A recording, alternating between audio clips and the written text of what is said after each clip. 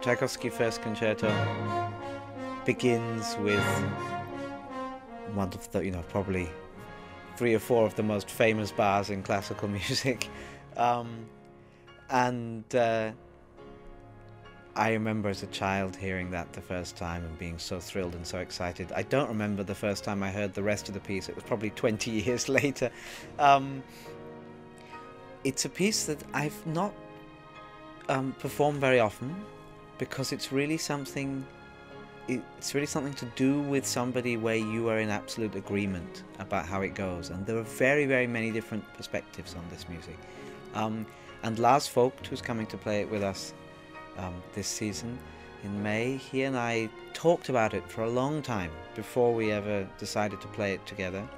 And then we said, okay, this is going to be an interesting experience, and we played it together in Japan last year, and now I think both of us are very excited to do it here. The Birtwistle Earth Dances is something I've hesitated to program for the last 20 years and finally thought it's the right moment. It's famously the most difficult piece of music ever written for a symphony orchestra. And to be honest, it's not an easy piece for an audience either.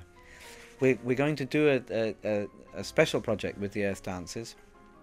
Is that having done a performance here in Berwaldhallen, we're then going over to Dansens Hus. We will cram this enormous orchestra onto the stage. And there's some dancers who have been studying the piece, listening to the piece, getting used to the sounds of it, and preparing. But we will play, again, a late night performance of the Earth Dances, and there will be improvised contemporary dance at the same time. And I think that also is going to be, it's a very experimental thing for us, something we've never done before. Nobody knows what to expect.